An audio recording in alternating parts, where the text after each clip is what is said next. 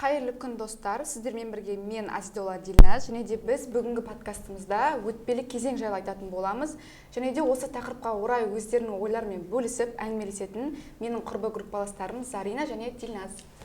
Қош келдіңіздер. Жалпы бұл тақырып туралы айтатын болсақ, білесіңдер ме, Қазақстан әлем бойынша өз-өзіне қол жұмсаушылардың саны бойынша 3-ші орында тұр екен.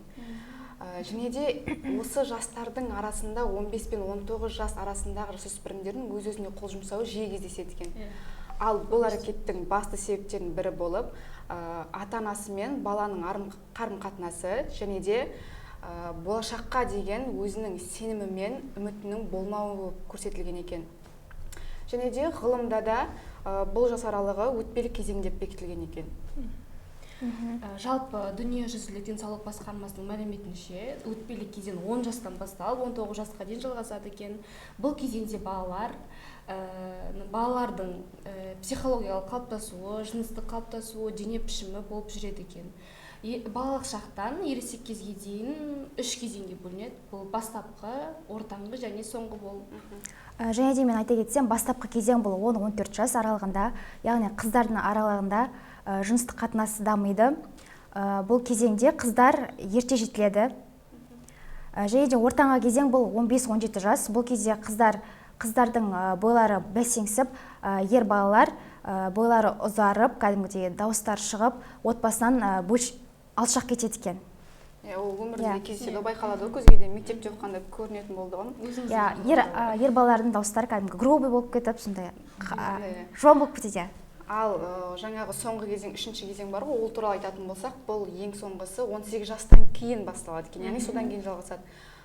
Бұл аралық, бұл кезең жалпы 21 жасқа дейін, немесе кейбір кезде тіптен 24 жасқа дейін жалғаса береді екен, созылып. Былай қарап тұрсақ, 24 жас кәдімгідей ересек жас қой. Жалпы өздеріңізде ересек кезең, өтпелі кезеңнен өттіңіздер ме? Өттік. Мектеп кезінде әрине. Мен өзім ойлаймын, бұл кезеңде көп жағдайлар кездесіп жатыр ғой қазір. Өз-өзіне қол жұмсау, ата-анасына қол жұмсау, 21 жасқа тіптен көп болып кетті ғой. Қазір даже апта сайында болып жатырған естіп жатырамыз. Сіздерде мысалдармен келтіріп, немесе өздеріңізде болған жағдайда өтпелі кезең 14 жаста басталды деп ойлаймын өзімдікі. Әрине есімде болған кезге сәйкес айтатын болсам, 14 жасымнан басталды деп ойлаймын. Себебі 14 жас бізде шамамен нешінші сынып? 9-шы сынып па? 9-шы сыныпқа 8 бітіргеннен кейін жазғы уақыттағы барлығы ересек болып өзгеріп келетіні сол кездерде басталды деп ойлаймын. Кішкене айналаңдағылармен арақатынасының өзгереді, ата-анамен кішкене келіспеушіліктер болып қалады. Бір-бірінен қалмау, еліктеу. Жігіттің қызға деген көзқарасы, қыз баланың жігітке деген көзқарасы пайда болады, кішкене ересектеу болып. Мен өзім сол кезде басталды деп ойлаймын. Ал өтпелі кезеңнің бітіп-бітпеген әлі күнге дейін айта аламын деп ойлаймын. Бірақ кішкене болып қалған сияқты. Өтіп жатыр ма? Менде де тоже сондай 12-кінде 14 жаста басталды. Мысалы бізде сыныпта сөйлейді ғой, көбінесе андай өзіме көп алып қалам, жылап қалам деген сияқты эмоцияға беріп кетем. Сен өзің? Менде өтпелі кезең көп сияқты, әлі кезең болып жатырған сияқты, әлі күнге дейін. Әлі де эмоцияға көп бөлінемін. Көп нәрсені көңіліме алып қалам, бірақ та көрсетпеймін ешкімге деген сияқты.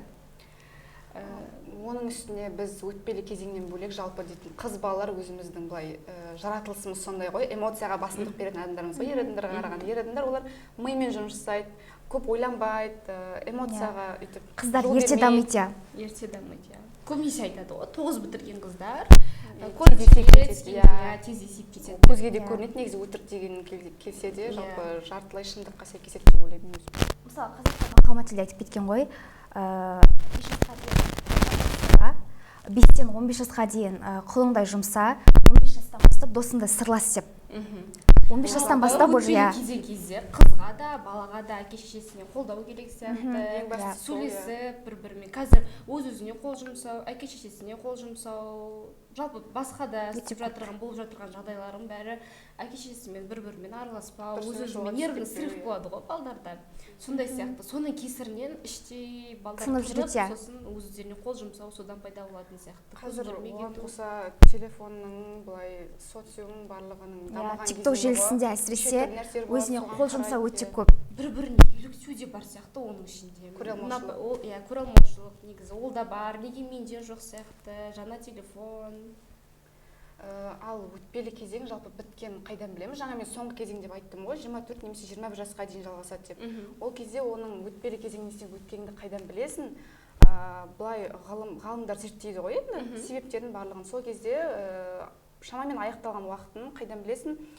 Сенде эмоциялық тұрақтылық пайда болады екен. Яғни сен эмоцияңды басқара аласың.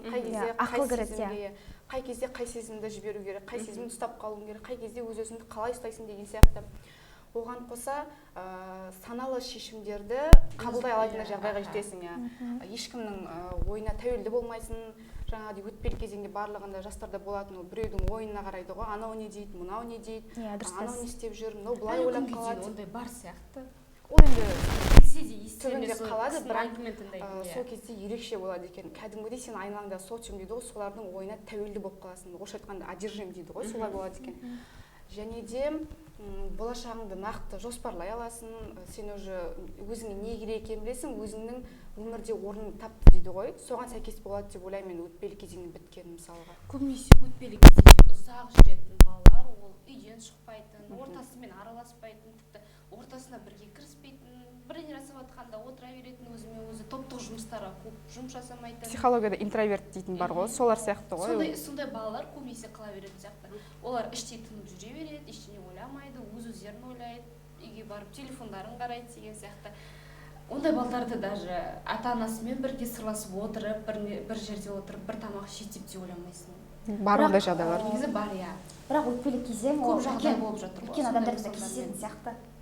Потому что неге деген үлкен адамдарда кризисный не, андай жұмысына байланысты өтпелі кезеңдер болуы мүмкін. Өмірдегі жағдаяттар қатты әсер етеді ғой. Ол өтпелі кезеңге жатпайтын болар, ол уже іштей ойланып, психологияға тікелей байланысты, иә. Жалпы өтпелі кезеңнен өтпелі кезең айтады ғой, кейбір қазір 14-15 жастар қыздар, балдар дейтін. Менде подростковый возраст, мен сондайдан маған тиіспеңдер, маған сөйлемеңдер деп айтады ғой. Барлығын өтпелі кезеңдегі жас аралыққа мен бүйтіп іліп тастау керек деп ойламаймын, ол дұрыс емес сияқты. Өзі миында болу керек қой. Орыстың самовнушение дейді ғой, соған байланысты сияқты. Себебі сен өзің менде подростковый возраст, менде өтпелі кезең былай деп айта берсең, сен сонымен жүре беретін сияқтысың, тіпті өміріңнің соңына дейін керек болса. Себебі сен ішіңдегі сезімдермен жұмыс жасамайсың, айналаңмен дұрыс қарым-қатынас құрмайсың, не ата-анаңмен дұрыс емес, не отбасыңмен дұрыс емес, достарыңмен де керемет болмайсың. Нашарлап кетуі де осыдан болуы мүмкін. Өйткені ол сен жүре берсең, ол түбінде психологиялық травма дейді ғой, соған әкеліп соғуы мүмкін. Ол психологиялық травма дейтін, қанша жаста болсаң да, мейлі 40-қа, 60-қа келе берсең де бұл жалғаса береді негізі. Іштей тынып, өзің психологически жеп, өз-өзіңді іштей ойлап, бәрін сөйтіп жүре бересің. Негізі олай болмайды. Ішің сырыңды біреуге айтып, бөлісіп, солай сөйлескен артық. Уайымшыл болып өтесің ғой, ондай болатын болса. Кішкентай нәрсені уайымдайсың, құттай нәрсені үлкен болып көресің, иә.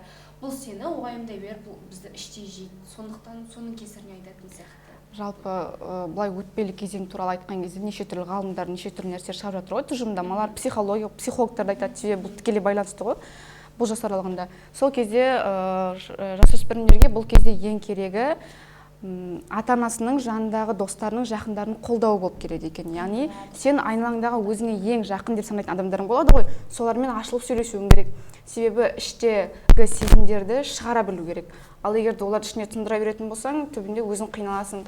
Айтады ғой психологияда, сен эмоцияңа, сезімдеріне байланысты нәрселер, ішіндегі нәрселер шықпайтын болса, ол сенің былайша айтқанда физически денсаулығыңа әсер етуі мүмкін. Неше түрлі бастың ауруы, мойынның, тіпті сенің грипп дейді ғой, соның өзі психологияға тікелей байланысты. Сен мына жерінде ішінде нәрсең шықпауына байланысты.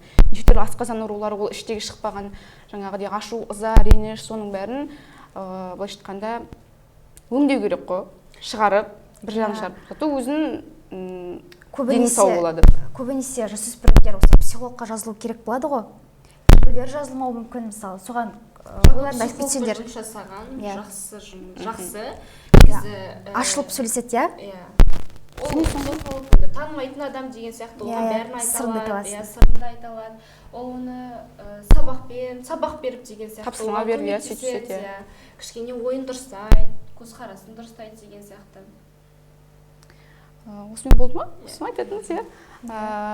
Достар, біздің әңгімеміз осымен аяғына жетті. Біз осы тақырыпты таңдадық және осы туралы өзіміздің ойымызбен бөлісіп айттық. Құрбыларыма рахмет, осы тақырыппен бірге бөлісіп әңгіме айтқандарына жақсы болып қалдық деп ойлаймын. Рахмет, қарағандарыңызға. Келесі кездескенше сау Сау болыңыздар. болыңыздар.